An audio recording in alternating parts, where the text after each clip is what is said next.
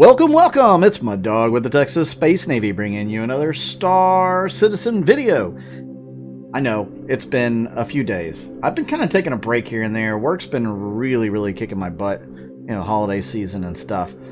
So, I may not get a video out every day this month. I apologize. That may not happen. But I am going to bring videos when I can. Thank you to everybody who tunes in to watch them, who clicks the like button and the subscribe button, who contributes to my Patreon and my YouTube members. Thank you all so much. So let's get into today's topic, the MISC Odyssey Q&A. They have finally posted it, and it could be an eye-opener for some people, and not so much for others. Some may want to sell their MISC Odyssey. We're going to find out what category you fall in as we go through the Q&A. Now, I was disappointed. There were some other questions that I feel like could have been answered.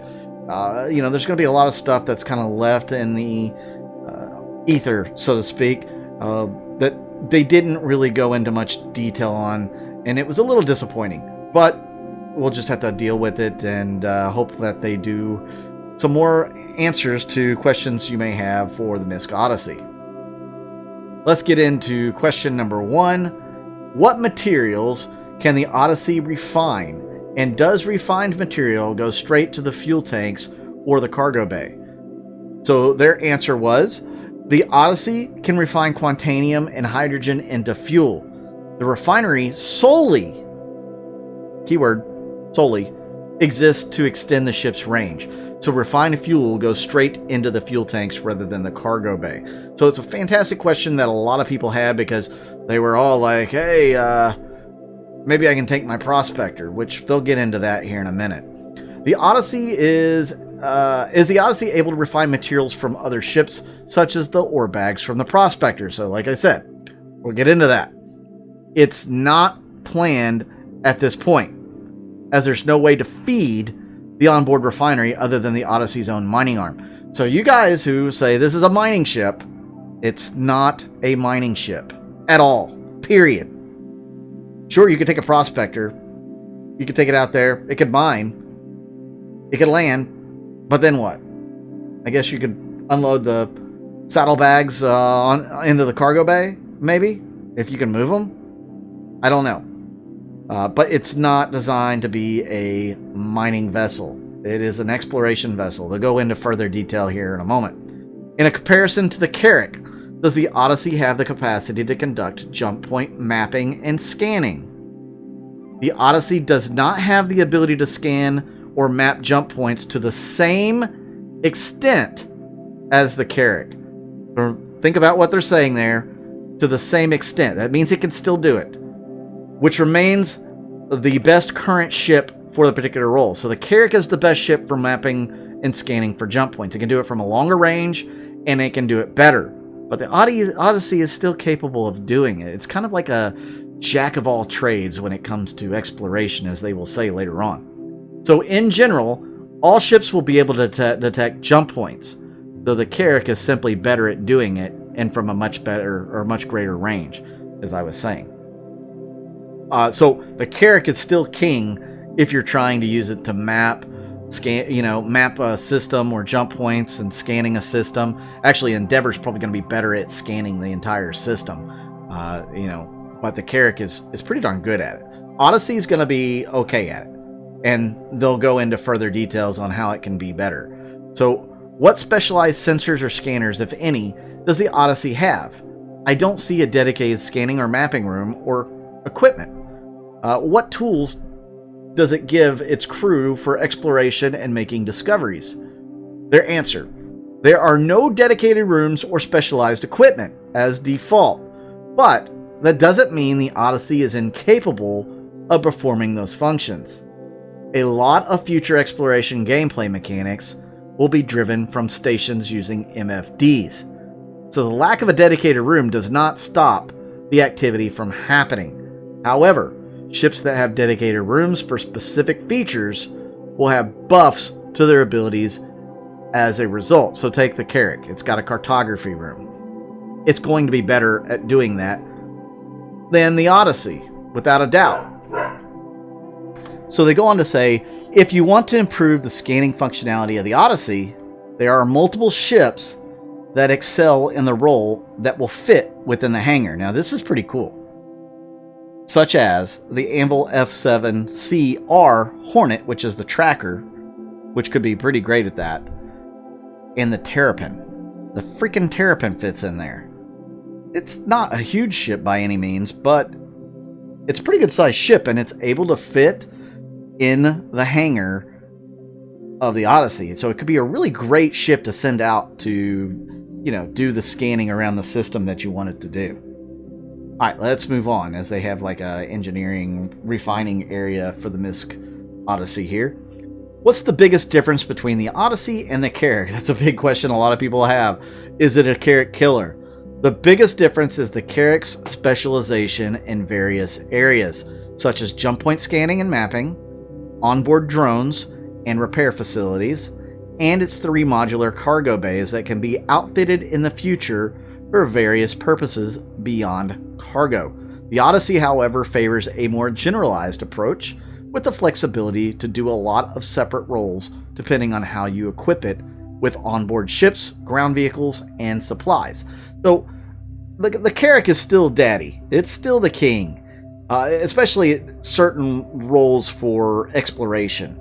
But the Odyssey is a more generalized ship. You can do other things that the Carrack may not be outfitted for, or may not even have the modules for when you can change out those cargo bays. We don't know. But the Odyssey is still a very capable exploration ship. You people that say that it's not any good, or the Carrack is so much better, or even the people that say, oh, the Odyssey is so much better than the Carrack, you're both wrong. They're both good exploration ships. They're going to be good at what they do. The Odyssey is just a generalized version, whereas the Carrack specializes in scanning and mapping. You know, it's much better for, I guess, dealing with jump points and charting a course, whereas the Odyssey is just kind of coasting. It's just exploring. It's a laid-back exploration vessel, if you will. But there are some other advantages that the Odyssey has above the Carrack, and we'll get into that in a second as well. So, can the Odyssey refuel other ships, or is it limited to vehicles in its hangar? The Odyssey can only refuel ships landed in its hangar via on-foot or manual refueling. So it's a lot like the Liberator, in that you're going to have to do everything by hand when it comes to servicing those ships, including probably repairs. Like, you know, you'll have to use a hand tool to do that, most likely. How can a mail slot cockpit have excellent visibility? So a lot of people wonder that, and of course it's a MISC ship. The Freelancer doesn't have the best, visibility. Starfarer has decent. The Prospector has great visibility. So what kind of visibility is this thing going to have? Well, the mail slot is actually quite large, and it provides significant panoramic views for everyone on the bridge. You know, you see it in some of the mock-ups, some of the pictures and stuff, and it really doesn't do it justice, because this is a big ship, guys. This thing is huge.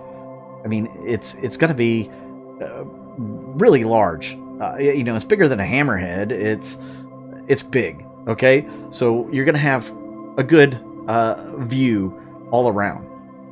And this is one of my favorite questions, or I should say one of my favorite answers to a question that they've ever done on any of these Q&A, because they get a little more detailed. Which ships will fit in the hangar? Can you please provide us with some examples of extra small ships? So an extra small hangar generally refers to what the community calls small ships. The non-exhaustive list of ships includes, again, non-exhaustive means that other ships can fit. The Avenger series, the Eclipse, which really surprises me that the Eclipse can fit in there because it's wide, right? And tall when the wings are folded up. The Gladius, the Sabres, the Arrow, the Gladiator, the Hawk, which is another one that's kind of a surprise. The Hornet, the Hurricane, the Terrapin. Again, I was surprised by that. The Defender, the Banu Defender, that's again a fairly good-sized ship, guys. And it's able to fit in there.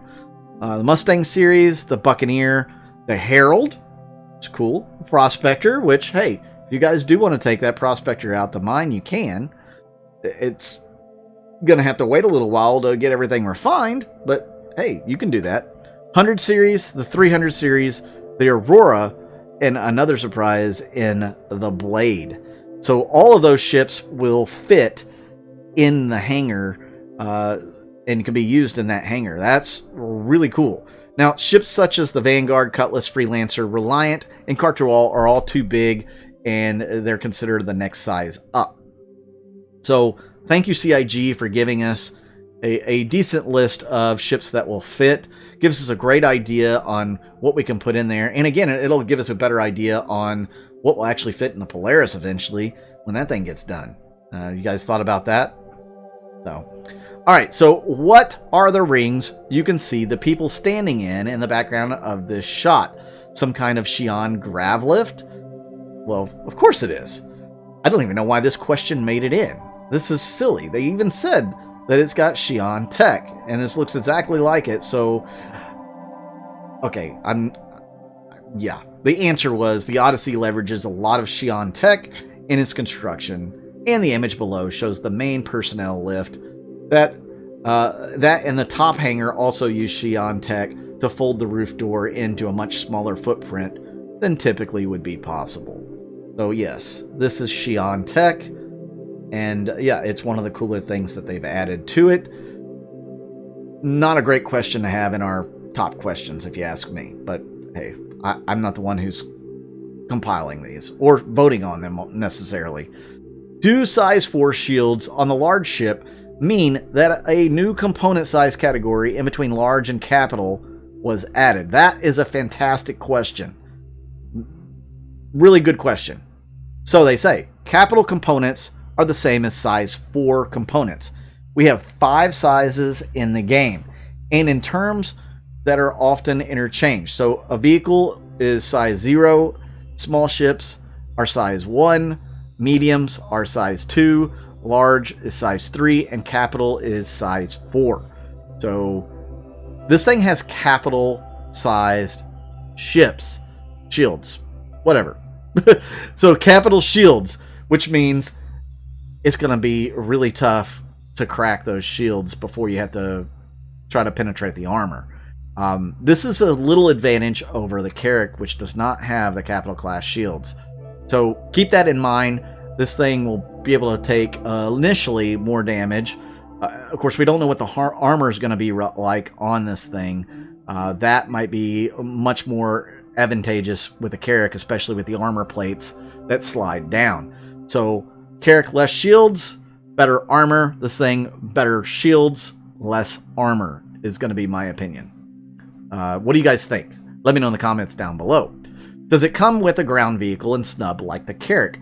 No. The standalone Odyssey comes with no included ships or ground vehicles, allowing you to customize your fleet as you wish. So again, for the money, I mean, the Carrack is still the better buy, guys. You're going to get a little more bang for your buck out of that ship, according to what this Q&A is saying. Will the Carrack go up in price? It's a pretty good bet that it's going to continue to slide up until it's pretty close to what this one is in price. I mean, there's got to be a reason more for me why this ship comes in at the price tag it does. I mean, it's slightly bigger than the Carrack. It doesn't specialize in any one thing other than extending its life out in the verse. Is that worth the extra money? I don't know. I don't know how they put a price tag on it personally, but I still feel like the Carrack is worth more than what this ship should be, or at least they should be on par with one another. Again, let me know in the comments down below what you think. So, how much space is there for ground vehicles, and could you fit a Spartan or multiple Cyclones? So the ground vehicle area in the Odyssey is quite spacious, and it's designed to carry vehicles the size of an Ursa rover. And while it shares an overall room with cargo, the two are separated. So carrying a maximum amount of cargo does not impede the vehicle area. So that means you can also sacrifice cargo space for additional vehicles, which is awesome. It's not intended at this point to carry vehicles the size of a Nova, Ballista, or Spartan, although more enterprising players will find a way to squeeze one in. So it's capable, but it's not really designed for that. So you can have your Ursa rover and the full complement of cargo. Really awesome to hear that. You know, that's awesome. The brochure shows crew quarters, but does not have a captain's quarters of its own, or its own facilities.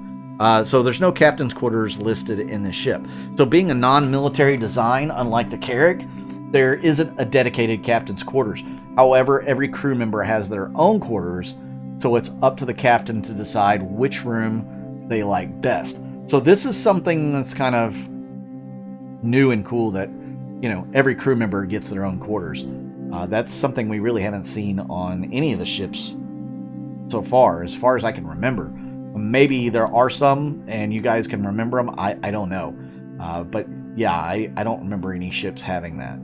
So what do you think of this Q&A for the MISC Odyssey? Were you impressed with the questions? Were some of the questions kind of lame? Do you feel like they should have had something else in there?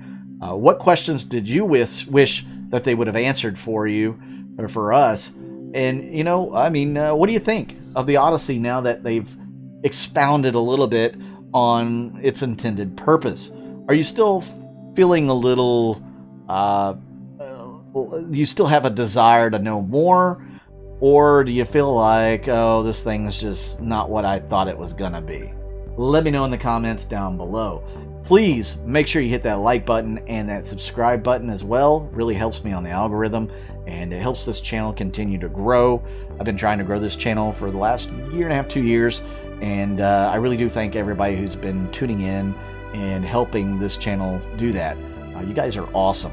Maybe one day I'll be to the point where I can do this as a career, and I can actually focus on doing really high quality videos for you guys. You know, that is more in line with being able to do it as a full-time thing. That would be cool if you ask me. Also, make sure you check out my Patreon and YouTube members. You can get in for as low as $1, and I really do appreciate it. The contribution really helps me out. You've saved my bacon 2 or 3 times over the last couple of years, and I can't thank you guys enough for your generosity. So thank you. You can also check out my org. It's Texas. That will be in the description of this video. If you are applying to the org, make sure you apply on the RSI site and are gilded, and we'll try to get you in. So thank you very much for tuning in once again. I'm Mud Dog with the Texas Space Navy. I'll see you out in the verse.